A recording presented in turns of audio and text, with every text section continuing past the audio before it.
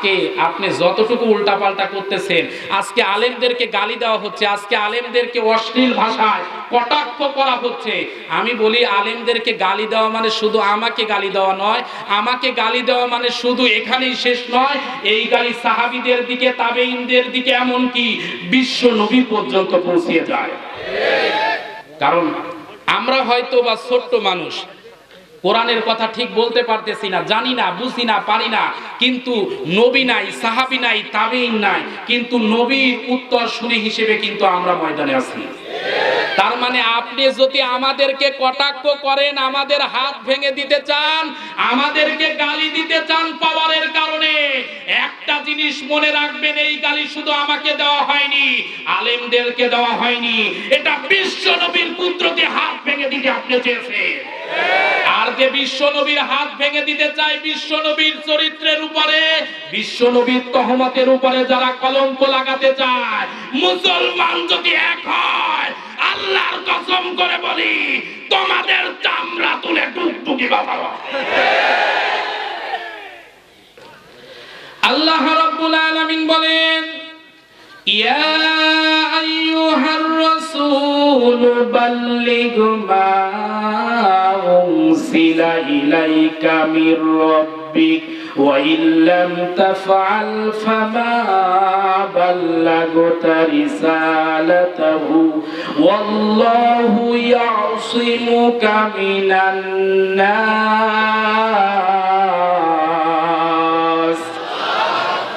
আল্লাহ রাব্বুল আলামিন বলেন, হে রাসূল, ইয়া আইয়ুহার রাসূল, হে রাসূল, বাল্লিগ, আপনি তাবলীগ করুন, মা উনসিলা ইলাইকা, আমি আপনার প্রতি যে কিতাব নাজিল করেছি সেই কিতাবের তাবলীগ করুন। এখন বলেন তো, বিশ্ব নবীর উপর যে কিতাব নাজিল হয়েছে ওই কিতাবের নাম কি? সবাই বলতে হবে, সবাই বলতে হবে। বিশ্ব নবীর প্রতি যে কিতাব নাজিল হয়েছে সেই কিতাবের নাম কি? এখন বলেন তো, তাবলীগ যদি হয় কোন কিতাবের তাবলীগ হবে? দুঃখ বিষয় হলেও সত্য, আমাদের দেশে দেখবেন কেউ বাবার তাবলীগ করতেছে। কথা বলে না কেন? আমি আগেই বলতেছি, কিছু কথা হবে অ্যাঙ্গেলে আর কিছু হবে প্যান্ডেলে। সবকিছু ভেঙে বলা যাবে না, যেহেতু বড় ভাই পরে আছে। কথা বুঝতেছেন? আমি যদি বেশি বলে যাই তাহলে বড় ভাইয়ের আর স্টেজে ওঠা হবে না, এজন্য সব বলবো না, কিছু কিছু বলবো, বুঝে নিতে হবে। এই মুসলমানের সন্তানেরা আজকে কেউ দেখবেন স্বামীর তাবলীগ করতেছে, কেউ দেখবেন মুরব্বির তাবলীগ করতেছে, কোনো অসুবিধা নাই, কোনো সমস্যা নাই। কিন্তু কোরআনের তাবলীগ যখন আমাদের দেশে যুবক ভাইরাও করে, বলেন তো বিপদ আছে না নাই? এই মুসলমানের সন্তানেরা দুঃখের বিষয় হলেও সত্য, একটুখানি চিন্তা করবেন, হৃদয়ের কান দিয়ে শুনবেন রে মুসলমান। বলেন তো, আল্লাহর নবী চাইতে ভালো মানুষ পৃথিবীতে ওই সময় ছিল? আর কিয়ামত পর্যন্ত হওয়া সম্ভব? এই মানুষটার মতো ভালো মানুষ পৃথিবীর জমিনে নাই। বিশ্ব নবী আমার যখন দাওয়াতি কাজ করে, যখন 40 বছর পর্যন্ত দাওয়াতি কাজ করেছেন, হিলফুল ফজলের নামক, হিলফুল ফজল নামক সংগঠন তৈরি করেছেন, কেউ খারাপ বলে নাই। নবীকে সবাই ভালোবেসেছে, আল আমিন উপাধি দিয়েছে, নবীকে আল সাদিক বলে সম্বোধন করেছে, সবাই বলেছে ওরে মুহাম্মাদুর রাসূলুল্লাহ সাল্লাল্লাহু আলাইহি ওয়াসাল্লামের চাইতে ভালো মানুষ নাই। কিন্তু নবী আমার 40 বছর পর হেরা পর্বতের গুহায় যেদিন কোরআনে কারিমার ঐশী বিধান পাইল, নবী আমার যেদিন কোরআন থেকে তাবলীগ করা শুরু করলো, ওরে সেই দিনই শুরু হলো ঝামেলা। একটু কথাগুলো বুঝবেন, এ মুসলমানের সন্তানেরা শুধু ঝামেলাই নয়। আবু জেহেল দেখতে পারে না নবীকে, আবু লাহাব দেখতে পারে না, যার কাছে এই কোরআনের বাণী প্রচার করতে যায়, ওরে নবী তার কাছে শত্রু হয়ে যায়। কারণ আল্লাহর বাণী যখনই প্রচার করে তখনই আবু জেহেল উতবা সাইবা বুঝে ফেলেছে, ওরে নবীর যদি তাবলীগ যথাযথভাবে চলে তাহলে আমাদের ক্ষমতা একটারও চলবে না। পৃথিবীর জমিনে ওই কায়দায় চলতেছে রে বন্ধু।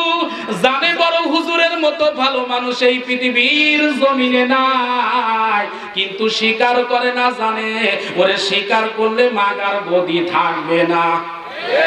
কথা বলে না কেন? কিন্তু একটা জিনিস মনে রাখবেন, আল্লাহর মার জগতের বার। ওরে কয়েকদিন আগে আমরা দেখলাম ডক্টর এনায়েতুল্লাহ আব্বাসী হুজুরের সাথে মুরগি কবিরের একটা টক শো হয়েছে।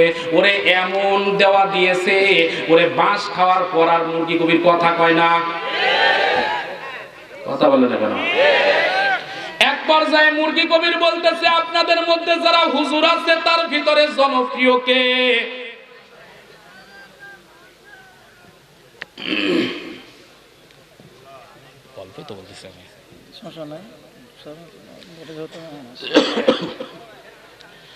ও মুসলমানের সন্তানেরা, এক পর্যায়ে নাস্তিক ডাক দিয়ে বলতেছে, আমি তো জানি আপনাদের ভিতরে সব চাইতে বড় হচ্ছে উনি, ওনার চাইতে বড় বিখ্যাত মানুষ, বিখ্যাত আলেম আর নাই। ডক্টর এনায়েতুল্লাহ আব্বাসী হুজুর কৌশল করে একটু বলতেছে, কি বলেন? ওনার চাইতেও আলেম তো অনেক আছে। নাস্তিক এমন সময় বলতেছে, না না, আপনি যতই বলেন না কেন, আল্লামা বড় হুজুরের চাইতে জনপ্রিয় মানুষ বাংলার জমিনে নাই। এনায়েতুল্লাহ আব্বাসী তখন বলতেছে, আপনিও আজকে স্বীকার করলেন যে ওনার চাইতে জনপ্রিয় বক্তা বাংলাদেশে নয়, গোটা পৃথিবীর জমিনেও নয়। ওরে, যাকে আল্লাহ পাক রব্বুল আলামিন হয়তোবা কিছুদিন আগেও এই মানুষটা বিতর্কিত ছিল, কিন্তু আজকে আলেমদের পক্ষ নেওয়ার কারণে, হক কথা বলার কারণে গোটা মুসলিম মিল্লাতের কাছে হিরো থেকে ডক্টর এনায়েতুল্লাহ আব্বাসী এই মুহূর্তে জিরো থেকে হিরো হয়ে গেছে। আর একজনের এত চুলকানি শুরু হয়েছে, খালি চুলকাচ্ছে আর চুলকাচ্ছে। কথা বলে না, কথা বলে না, কথা বলে। উনার যে কি চুলকানি হয়েছে রে ভাই, মনে হচ্ছে আমার কথা মনে বুঝতেছে না, রাগ করতেছেন? এ মুসলমানের সন্তানেরা, বিশ্ব নবী আমার যখন কোরআনের কথা বলে, তখন দেখবেন আবু জেহেলের তখনই উঠপাস শুরু হয়ে যায়। আজও পৃথিবীর জমিনে বিশ্ব নবীর মতো যারা কথা বলে, তখনই দেখবেন কিছু মানুষের ব্যথা লাগা শুরু হয়। আমি চিন্তা করেছি আজকে অনেক কল্পনা করে একটা আলোচনা করতে চাই। আমি আজকে বাংলাদেশের আলোচনা করব না, মিশরের একটু আলোচনা করব। আপনারা কি রাগ করবেন ভাই? যেহেতু বাংলাদেশের আলোচনা করলে কিছু মানুষের খুব কষ্ট হয়, এজন্য বাংলাদেশ বাদ মিশরে যাব। ঠিক আছে? হ্যাঁ, না না না, এ ভাই শুরু হলে দেখবেন আবার কি হয়। আমি কিন্তু বললাম, যেহেতু বাংলাদেশ বলে রাগ হয়, মিশরের ওয়াজ করব, কিন্তু মিশরের ওয়াজ করার পর রাগ করলে কিন্তু খবর আছে। মিশরে যাইতে রাজি আছেন? আরে মিশরের ওয়াজের সাথে বাংলাদেশের ওয়াজ একেবারে মিলে যাবে। আমার কথা বোঝা যাচ্ছে না ভাই? আরে খেলতে পারলে যে কোনো মাঠেই খেলা যায়, আর যদি খেলতে না পারেন, ওরে আপনারে দেখবেন মামু বাড়িতে নিয়ে গেলেও খেলতে পারবেন না। এই মুসলমানের সন্তানেরা তাকান তাহলে মিশনের দিকে। আল্লাহ পাকের এমন একজন গোলাম ছিল, নাম হচ্ছে সাইয়েদ কুতুব। বলেন তো, লোকটা ভালো মানুষ না খারাপ মানুষ?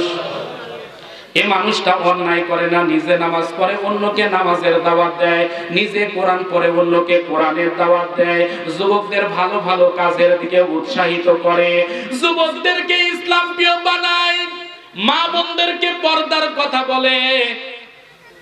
ওই সময়কার প্রেসিডেন্ট ছিল জামাল আল নাসের। নাম কি বললাম ভাই? জামাল আল নাসের গোয়েন্দা সংস্থার কাছে ডাক দিয়ে বলে, ব্যাপারটা বুঝি না, আমার দেশের যুবকেরা এখন গান শোনে না, আমার যুবকেরা আজকে মদ খায় না, আমার যুবকেরা অশ্লীলতা করে না, আমার দেশে উলঙ্গপনা বেহায়াপনা করে না। যখন এমন কথা বলা হলো, গোয়েন্দা সংস্থা ঠিক আছে বলল, আমি কয়েকদিনের মধ্যে ইনফরমেশন দিচ্ছি। এক পর্যায়ে ইনফরমেশন দিয়ে দিল, বাদশাহ আপনার কাছে একটা লেটেস্ট খবর দিচ্ছি, এই দেশের ভিতরে একটা হুজুর আছে, যে হুজুর তাফসীর লিখেছে, এই তাফসীর পড়ার কারণে আজকে যুবকেরা গান শোনে না, যুবকেরা অশ্লীলতা করে না, বেহায়াপনা করে না, ওরে নারীদের কাছে যায় না। এই তাফসীর পড়ার কারণে সকল যুবকেরা ইসলাম ওয়ালা হয়ে যাচ্ছে। বলেন তো, এই কাজটা ভালো কাজ না খারাপ কাজ? বাদশা জামাল আর নাসের চিন্তা করলো, আমি যে কায়দায় চেয়ারে বসে আছি, ওরে যুবকেরা যদি সব কোরআনের পক্ষে চলে যায়, ওরে আমার চেয়ারের গদিতে আগুন জ্বলবে। বাদশা এমন সময় ডাক দিয়ে বলতেছে, ঠিক আছে হুজুরে ধরে নিয়ে আয়, কোনো কথা চলবে না। হুজুর কেন তাফসীর করবে, হুজুর কেন এমন হক কথা বলবে? এখন বলেন তো, সাইয়েদ কুতুবের কি কোনো দোষ আছে? সাইয়েদ কুতুবের কোনো অপরাধ আছে? সাইয়েদ কুতুবের কিন্তু কোনো অপরাধ নাই। সাইয়েদ কুতুব কেবলমাত্র শুধুমাত্র ওরে একমাত্র আল্লাহর সন্তুষ্টির জন্য তাফসিরে ফি জিলালিল কোরআন লিখেছে।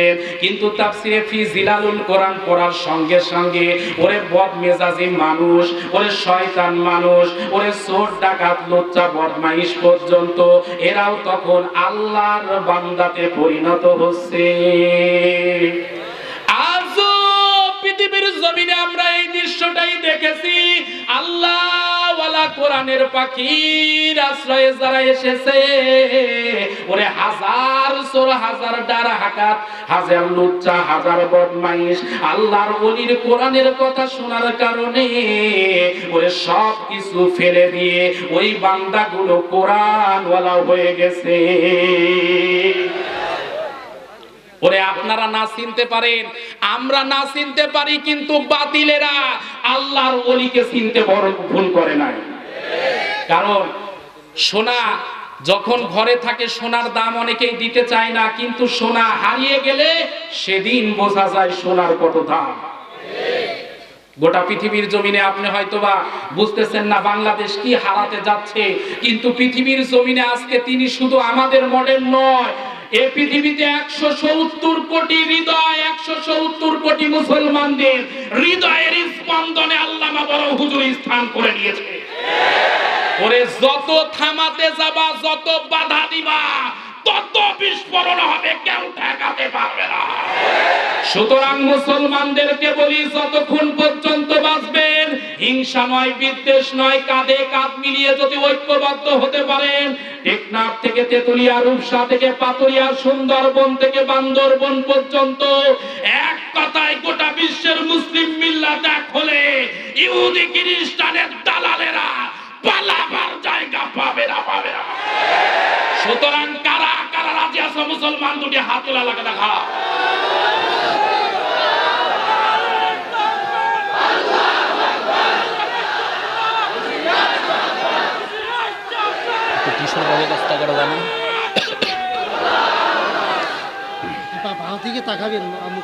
আচ্ছা আচ্ছা আচ্ছা, আসি আমি, আসি ভাই, আসি।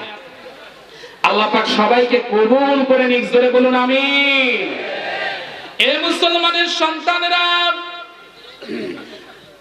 সাইয়েদ কুতুব যখন তাফসীর লিখেছে, তাফসীরে ফি জিলালিল কোরআন লেখা হয়ে গেছে। তাফসীরের লেখার কারণে হুজুরকে যখন জেলখানায় বন্দী করা হলো, আমি আপনার কাছে বলি, বলেন তো সাইয়েদ কুতুবের কি কোনো অপরাধ আছে? উনি কি চোর? উনি কি ডাকাত? উনি কি ধর্ষণকারী? একটা মাত্র অপরাধ তিনি লিখেছেন কি? শুধুমাত্র কোরআনের তাফসীর লেখার কারণে সাইয়েদ কুতুবের ওরে যে কায়দায় জেলখানায় বন্দী করা হয়েছে, ওই কায়দায় কোরআনের তাফসীরের কথাগুলো বলার কারণে আল্লাহর ওলিরও বন্দী হওয়া লেগেছে। এ মুসলমানের সন্তানেরা, সাইয়েদ কুতুবকে যখন বন্দী করা হলো, বন্দী করার পর ডাক দিয়ে বলতেছে, হুজুর আপনার মতো বড় হুজুর এই মিশরের জমিনে নাই, সেটা আমিও জানি, আমিও মানি। আমার কথা হলো, আপনি যদি আমার কাছে অপরাধ স্বীকার করেন, আর যদি বলেন যে আমি এরকম তাফসীর আর লিখবো না, আমি হকের কথা এইভাবে বলবো না, অন্য হুজুরদের মতো উকি ঝুঁকি মেরে চলবো, তাহলে আমি ছেড়ে দিব। আল্লাহর ওলি সাইয়েদ কুতুব শহীদ রাহমাতুল্লাহ আলাইহি ডাক দিয়ে বলে, ও বাদশা রে, আমার যে মাথা আল্লাহর কাছে আমি নত করি, যে মাথা দিয়ে আমি আল্লাহকে সেজদা দেই, একটা জিনিস ভালো করে মনে রেখো, ওরে জীবন দিতে পারি, শহীদ হতে পারি, কিন্তু আল্লাহ ছাড়া এই পৃথিবীর কোনো মানুষের কাছে মাথা নত করতে পারি না। এখন বলেন তো, আল্লামা সাইয়্যিদ কুতুবের মতো এরকম বীর আজও পৃথিবীর জমিনে আছে না নাই? ওরে আছে মানে এই পাবনা জেলায় সোনার দুইজন মানুষকে হারিয়েছে পাবনাবাসী। যে মানুষটাকে বলা হয়েছিল প্রাণ ভিক্ষা চাও, তারা বলেছে প্রাণ ভিক্ষা তোদের মতো মানুষের কাছে চাইবো না, কারণ যে আল্লাহর হাতে জীবন, প্রাণ ভিক্ষা চাওয়া লাগলে তার কাছে চাইবো। প্রাণ দেওয়ার মালিক কে? হায়াতের মালিক কে? মৌতের মালিক কে? সুখে দুঃখে বিপদে আপদে প্রশংসা হবে কার? সুতরাং আমাদেরকে যতই বলো, আমাদেরকে যতই মারো, তোমরা চাইলে আমাদেরকে মারতে পারো, আমাদেরকে উড়িয়ে দিতে পারো, আমাদেরকে পৃথিবী থেকে বিদায়ও করে দিতে পারো, যেহেতু তোমাদের হাতে পাওয়ার আছে। কিন্তু একটা জিনিস মনে রেখো, পাওয়ারের অপব্যবহার করো না। ফেরাউন অপব্যবহার কারণে যেমন তলিয়ে গেছে, নমরুদ যেমন অপব্যবহারের কারণে তলিয়ে গেছে, ওরে এইভাবে যদি তোমরাও ক্ষমতার অপব্যবহার করো, ইতিহাসের এমন তলায় নিক্ষিপ্ত হবে, পৃথিবীর জমিনে তোমাদের নাম নেওয়ার মতো কোন মানুষ খুঁজে পাওয়া যাবে না। বিরক্ত হচ্ছেন ভাই? কষ্ট পাচ্ছেন? আলোচনা চলবে না? আমার পরে ভাই আছে একজন, আপনারা সেটা জানেন, যতক্ষণ পর্যন্ত না আসবে আমি চালাবো ইনশাআল্লাহ।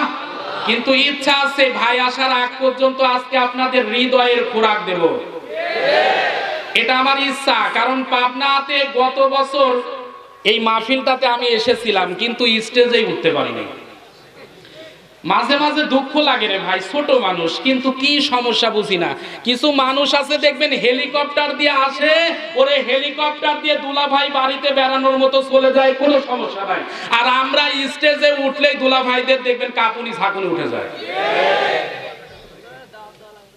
এখন চিন্তা করতে পারি না, একই কোরআনের কথা, একই সূরা, একই পারা, একই রুকু, একই তাফসীর কোরআনের হয়, ওনারা বললে মামুরা খুশি হয়, আর আমরা বললেই মামুরা গরম হয়।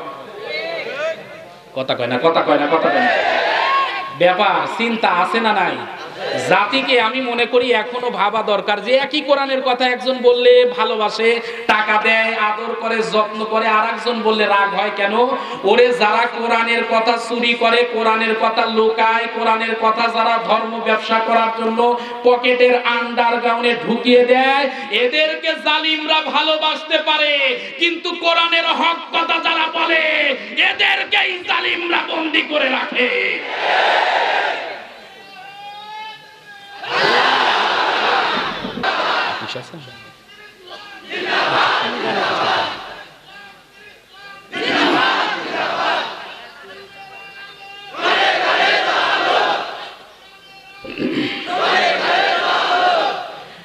মুসলমানের সন্তানেরা, সাইয়্যিদ কুতুবকে জেলখানায় বন্দী করা হলো। সাইয়্যিদ কুতুবকে আল্লাহ ছাড়া বাদশার কাছে মাথা নত করেছে। বলেন তো মুসলমান কারো আল্লাহ ছাড়া কারো কাছে মাথা নত করতে পারে? আল্লাহ রাব্বুল আলামিন ওই কথাটাই বলেন, আসলামতু লিরাব্বিল আলামিন।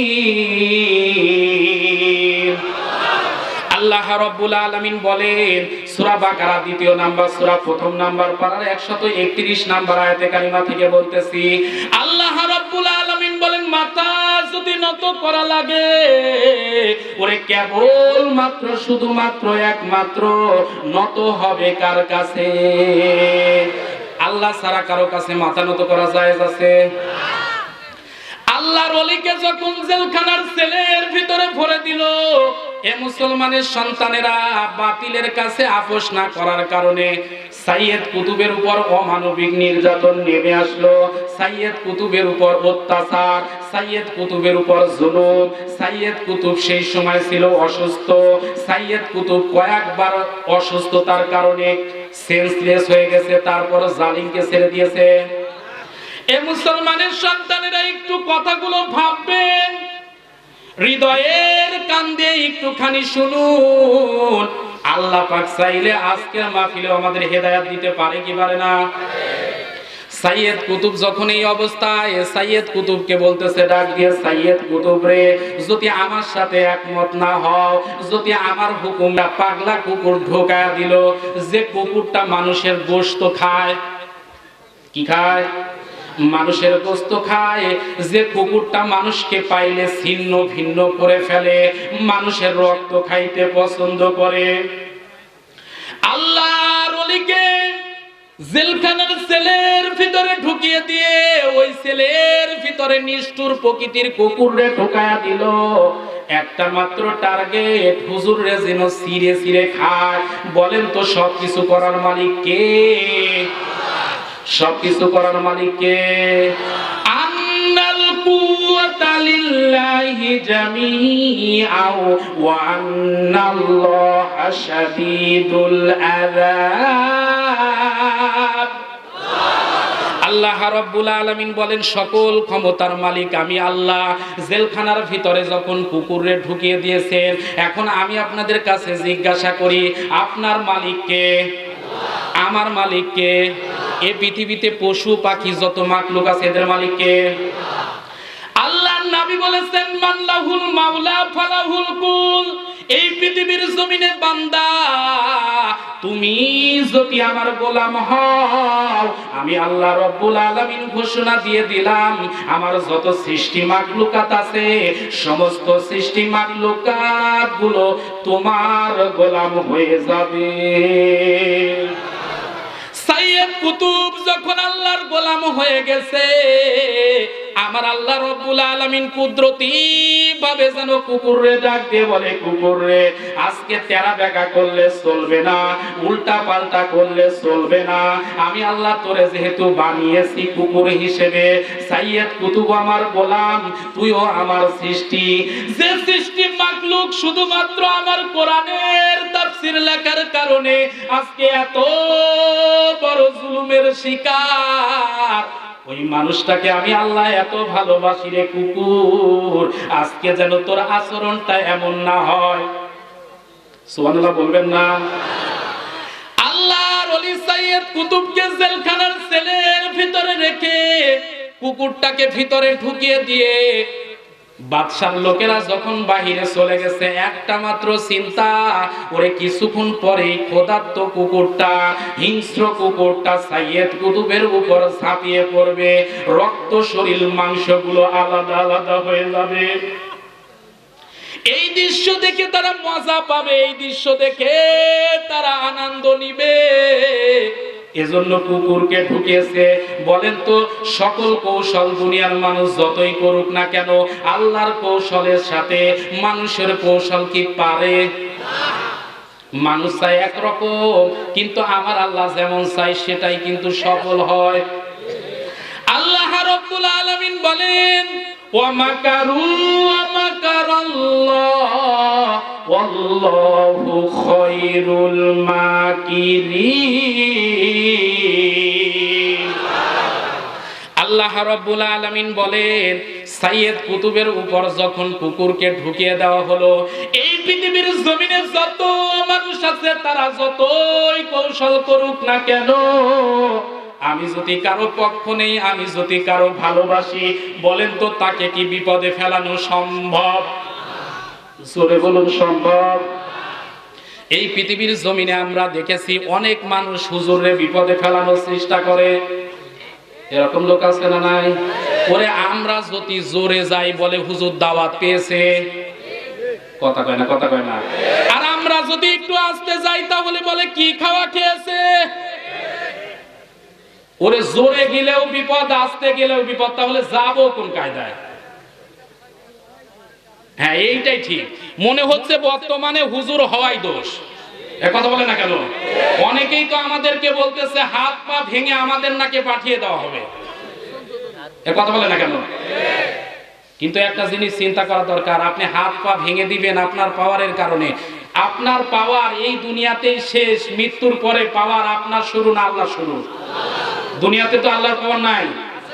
তাহলে এখানে আপনি পাওয়ার দেখাচ্ছেন, আপনি যতক্ষণ হাতে পাওয়ার আছে ওই আল্লাহ যদি আপনার হাতের উপর যদি গজব ফেলে, ওরে যারে হাত ভাঙতে চেয়েছেন তার হাত ভাঙবে না, বরং আপনারে মামু বাড়ি যেয়ে শুয়ে থাকা লাগবে।